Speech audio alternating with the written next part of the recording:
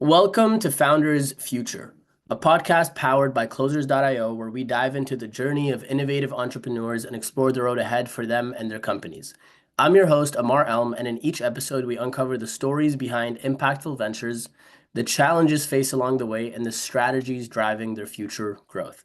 Today, we're thrilled to have Chuck, the visionary founder and CEO of OneBillion Agency, a Brooklyn-based marketing powerhouse that's transforming how brands achieve growth through data-driven strategies and the billion-dollar brand playbook.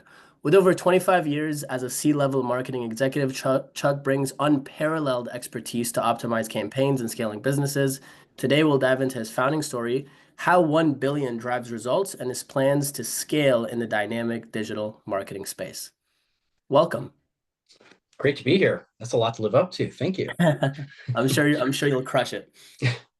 I always like to start from the beginning, so take us back. Yeah, What inspired you to start OneBillion? What problems were you looking to solve in the marketplace? And yeah, walk us through how it yeah, came about. 100%. Started, I was a CMO for about 4 years in the B2B space. And before that, for I guess 12 to 15 years before that, I was on the agency side as a strategist, mostly in the CPG, fast moving consumer goods space. And when I became a CMO, I actually had this really terrible moment where I realized that for all the work that I did with the teams, that we fundamentally underserved our clients in a very specific way that I wanted to address. And that Mm, was we didn't really start with the base principles of the business at first. Moving from the business strategy and the business goal, and how do you pull that through into a brand and marketing plan? And that was the major impetus for one to start OneBillion. I've worked on, and my partners have worked on many billion-dollar brands throughout our career. And we created the billion-dollar brand playbook as part of what we're calling the market multiplier method. As there's 7 principles that we've used on every single brand that's been successful, from Adidas to 21 different brands in Procter and Gamble, Heineken, Verizon, T-Mobile. So we have a really wide experience in lots of billion-dollar brands, and we're looking to take that playbook and apply it to brands also in the enterprise space, but for medium and small size brands as well. I love that. And I like that you condensed it down into 7 principles. Yeah. Really shows you guys are taking this from a first principles approach. Can you give us a teaser in those 7 principles? Yeah, they're really principles that are grounded in marketing effectiveness. So, over in the UK, marketing effectiveness is something that's talked a lot about with groups like the IPA and WARC. It's starting to gain footing here in the States, but it's really 7 principles that we've pulled from people like Les Binet and Peter Field, Byron Sharp with How Brands Grow, and mixing in our own little take on a lot of those learnings. But it's really about putting the customer first in a way that you're never pandering to them, making Mm, sure that from a media perspective, you're casting as wide a net as possible and letting people self-select and raise their hand from an engagement standpoint. We don't believe in targeting pretty much at all. You could do a little bit of, I guess, demo targeting or maybe categorical targeting if you're in the B2B space. But we believe that it's a little bit arrogant for a brand to say, I know my customers so well that I can just buy that audience on Facebook. That's not something that we believe in. Cast a wide net and let people come into you. So it's really about incremental reach from a media perspective, and then really dialing in your distinctive brand assets and telling that story that anytime that you go to market, it doesn't matter how strongly your logo is on the piece of communication, but people just get a sense of who it's from. that's powerful. And that's very counterintuitive to a lot of the gurus that you hear online. Target, 100%. target, target it. You have to be specific. You have to do lookalike audiences, all of Yeah. these different things. So I guess from your experience, what mistakes do you see a lot of companies making in the marketing space? I don't know if it's mistakes, but the over reliance on short termism is something that we talk a lot about with our clients. So the I think the industry on a whole has gotten very addicted, if I can use that word, to the false sense of security that the digital media platforms provide from their metrics. And I Mm. think we're starting to see that a lot of those metrics aren't real. They're actually way more fuzzy than they're purported to be. And also, when you're doing like a brand tracker on Meta and you're getting Meta's data, if you're grading your own homework, you're going to give yourself a little bit better grade. So I think it's about trying to break people's mindset of certainty and short termism and really looking at the long term effect of building a really durable and magnetic brand. How do you advise people to be able to do that? So in terms of the tracking piece, so how do you guys track the metrics when it comes to marketing campaigns, all those different things, and then also building, like you said, a brand that's everlasting? Yeah, we love tools like Tracksuit. Tools like Tracksuit from a brand metrics perspective are amazing. They do it on a continuous basis, and that's a great tool. And then we believe very strongly in MMMs. That's a great way to understand what is moving your business without taking just the gospel from the digital platforms. I think programs like Performance Max and ASC Plus are amazing. They offer really great utility, but just taking the I guess the feedback from the rep and just blindly believing that is something that we would caution against, and just taking a little bit of a third party auditing approach to what they're telling you and trying to guide people from there. For the listeners, can you explain MMs to us? Yeah, I'll try this. I'm the brand guy. My partner Will is the eye, so I'll do my best. But basically, it takes your in market results, basically your sales data, and you apply the impressions that you bought across all of your media channels. And you basically do regression analysis against all of the different derivations. So you're literally building millions upon millions of derivations of different results that start to fit very closely to the results that you see in market. And that's going to show you on a much more granular level what channels are pushing incremental sales in a Mm. much better way. I probably screwed that up really badly. I think Will would be a much better person to explain it to you. But the way that we apply that is that it breaks through the short termism noise because you need a month or so at least of data. So it breaks you of that constant look at your dashboard and allows you to take a little bit of a longer view of what's actually moving your business. That's huge. Short termism. That's the first time I've heard that. I'm writing that down right now. That's my biggest enemy in the marketplace. It really is. The digital platforms, for all of their utility and amazing technology, they've really conditioned marketers to just look at the last day's results. And marketing, especially branding on top of that, needs to be more about the long term, long tail effect rather than just Mm. what happened yesterday or last week. Yeah, so many people are just looking at weekly earnings, monthly earnings, quarterly 100%. earnings, and that's everything they're basing it off of. And those things are important. I don't want to downplay the importance of those things, but it should not be at the degradation of the long term as well. I like that. So having a long-term vision, that's the thing that we focus on, and then everything else is supposed to aid towards that. 100%. Yeah. Shifting over to your agency, walk us through how you guys acquire clients, what your ICP looks like. Yeah. Walk us through that. Yeah. So we work against, as I mentioned, we have different offerings for different levels of companies. And the way that we attack this is in the playbook, we have applied these 7 principles in what we call a machete order. If you're familiar with Star Wars, they have a machete order of how you're supposed to watch the movies. Yeah, We've yeah. applied that to the 7 principles because depending on the size of your organization, you should probably arrange the principles in different ways of Interesting. levels of importance. And based on that machete order, we take that and then we put them into what we call the framework. And the framework is basically, it's not boiling the ocean in terms of innovation, but it's basically asking the right questions up front. What is the actual business goal that you're trying to achieve? What's keeping you up at night? What do you aspire to be as a brand? Those are the most basic questions, but we go a lot deeper depending on the company. From the questions, we figure out a path. And we work with companies in 4 ways. So we work with them operationally, which is more of like workshops and internal upskilling and training. We do strategy work, which is basically competitor analyses, campaign planning, brand strategy, product positioning, all that kind of strategy work. That's the area that I lead more strongly. Creative, so creative effectiveness, distinctive assets, making sure that your digital content is platform ready, things like that. And then on the media side, we'll do media plans, we'll do media measurement, we'll do a little bit of light media buying for the smaller companies, but Okay. we don't typically buy media for larger companies.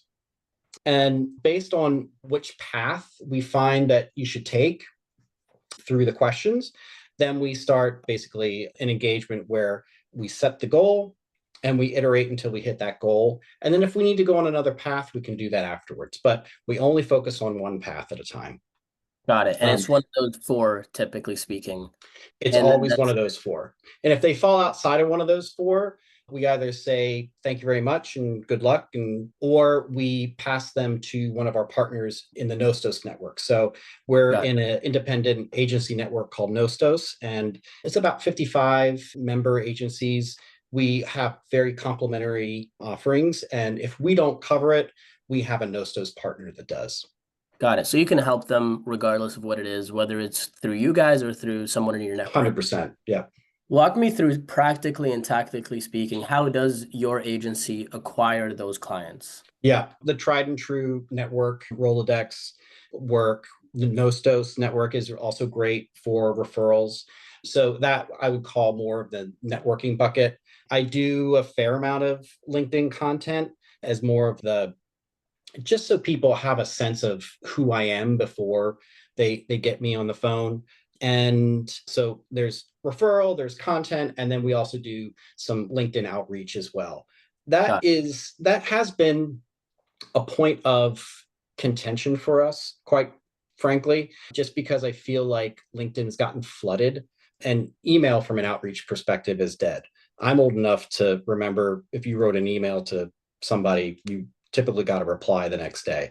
That's not the case anymore. You're going to No, spam. I would say the cold outreach piece, you have to do it, but doing it in a brand safe and way that doesn't make you feel icky is really important. that makes a lot of sense. Yeah. Oh, when you say point of contention, is it the LinkedIn specifically or just overall acquiring new clients that fit your ICP? Yeah, I think breaking through the noise has been the toughest part when it comes to cold outbound. I think anybody that is on the client side gets just pounded by people on a constant basis. So making sure that your message is not only like super, super tight on value creation for your prospect, but also written in a way that you stand out.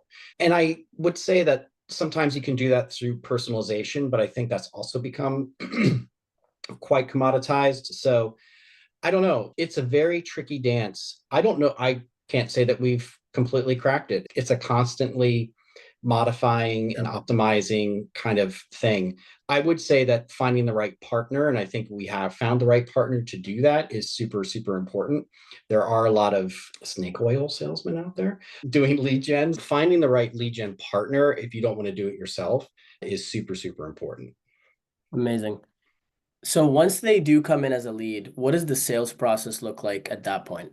Yeah, so we basically put them into the framework, and it's every call starts with the questions. We've pretty much systematized the onboarding process where we can very clearly give people the sense that we know exactly what we're doing because we do through Mm, every step of the process. So we have the same questions that we ask every brand. We would understand based on the responses which path they need to go on first, and then subsequent paths from there. And then it's a conversation about what the objective is going to be and the Yep. work that goes after that. But in the upfront, it's all extremely systematized and productized. That's amazing. It sounds like it's more of a consultative approach. A 100%. Yeah, we are a very atypical model where we don't pitch and switch. You're working with me and my partner Will, and that's who's doing the work. So Yep.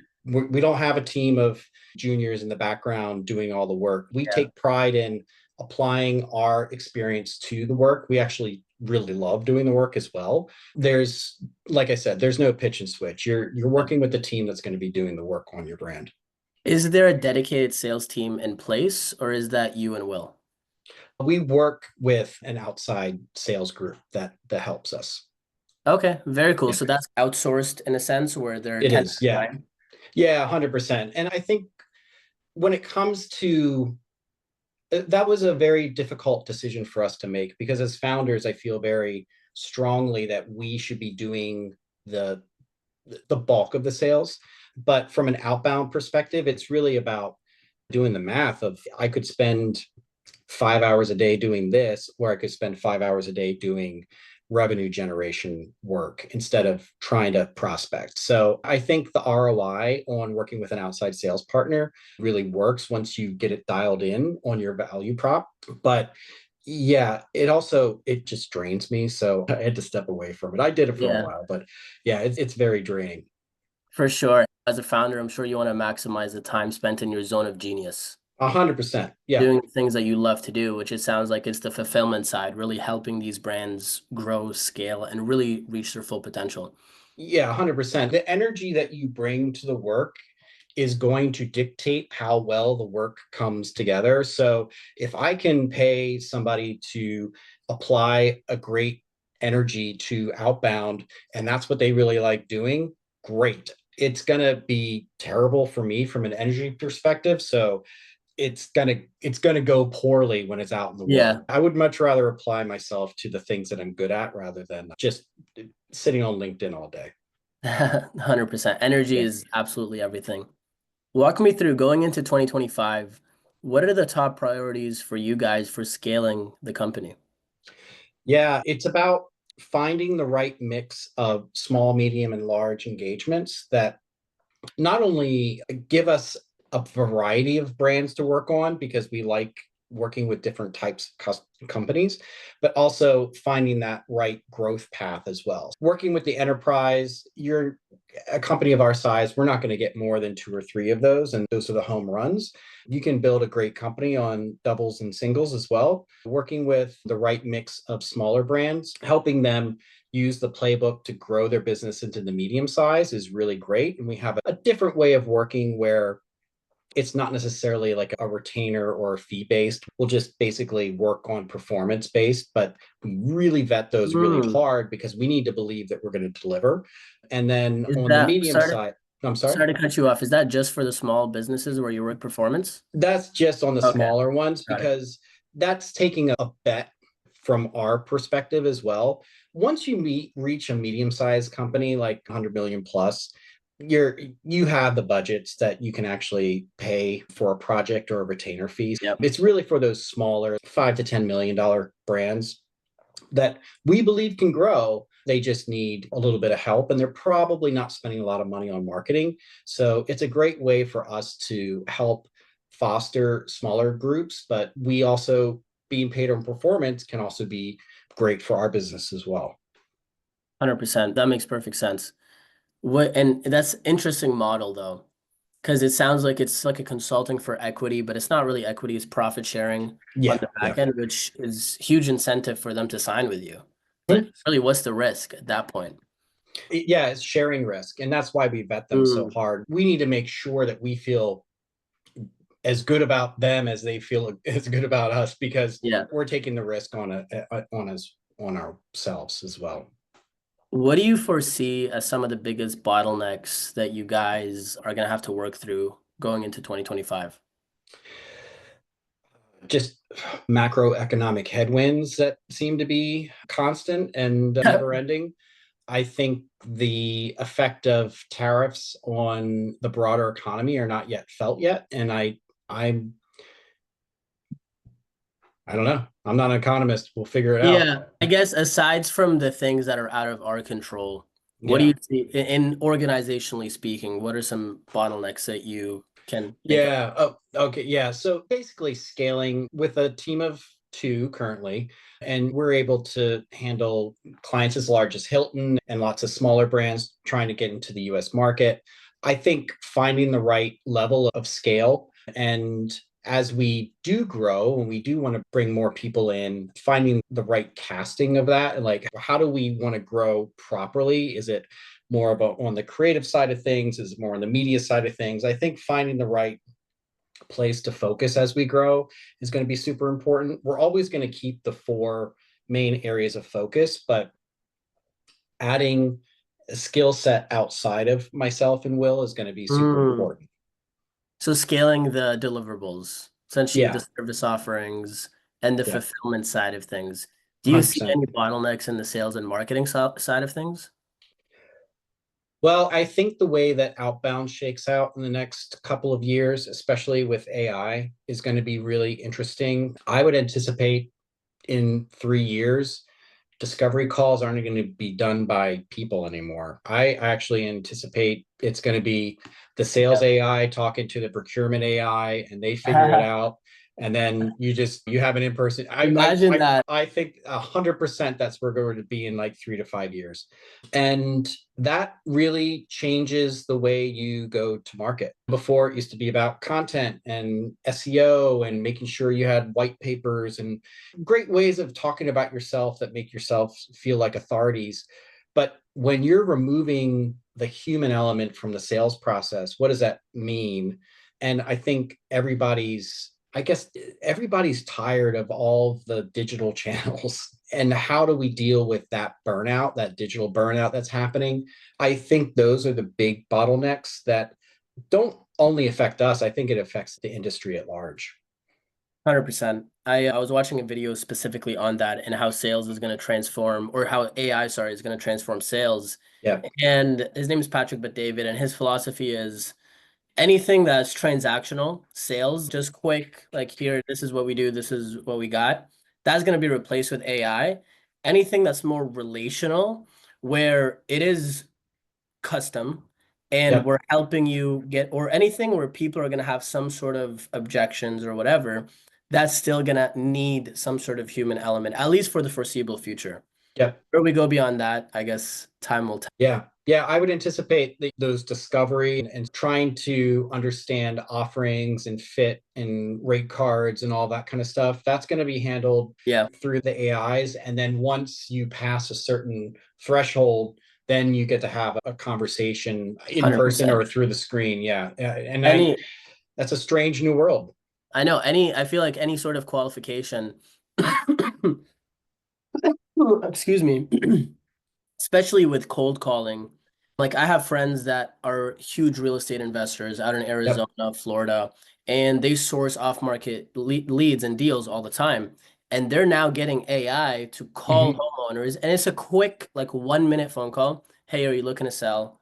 What's the timeline? And then from there, it gets passed on to an acquisition specialist. Yep. And that will make 10,000 calls in a day. It's crazy. Now we'll see what happens with regulations and all these different things. But Yep. let's go into a lightning round. Fire off a few questions at you. Okay. And short sentences. Don't think too much, whatever comes to mind. Right. What's the best piece of advice you've received about scaling your company? Just believe. Just believe. You got Mm, it. If you don't believe it, it's not going to happen. You're going to run into difficulties every day, every week. But unless you believe that you're going to overcome it and just get past it, it's all over. Just go get a job. I love it. I love it. Do you have any practices that you implement in your life that increase that belief, that certainty, that conviction? I have a meditation practice that definitely helps recenter myself. twice a day that I've definitely leaned on in the past year and a half as I've gone through this journey. Yeah. I love it. What's one tool or resource that's been a game changer for your company? Wow, that's a good one. I would actually probably say Claude. I'm a Claude fan, and from vibe coding to helping out with, I think it's the best writing model and just helping you get unstuck when you're trying to figure out a specific way into something. I think from an AI tool perspective, that's definitely been the biggest new tool in the tool shed that we've added. I love that. Lastly, what's one piece of advice you would give to new entrepreneurs looking to get into entrepreneurship, but also the consultancy agency space as well? Yeah, find a space that you're not only good at, but you also have the passion to get through the tough times. I've heard a lot of big media gurus saying that it's not about passion, but I I understand their point, but I also disagree in the fact that the passion is going to get you through the tough times. Your talent is what's going to help you succeed. I love that. Thank you so much for your time. Thanks for having me. Appreciate it. Of course. So that wraps up another inspiring episode of Founders Future. I want to thank Chuck for sharing your incredible journey and insights with us today. To our listeners, if you enjoyed this episode, don't forget to subscribe to Founders Future wherever you listen to your podcast. You can also find more resources and insights at closers.io, where we're dedicated to helping businesses accelerate their sales and marketing efforts through world-class systems and playbooks. Until then, keep on climbing.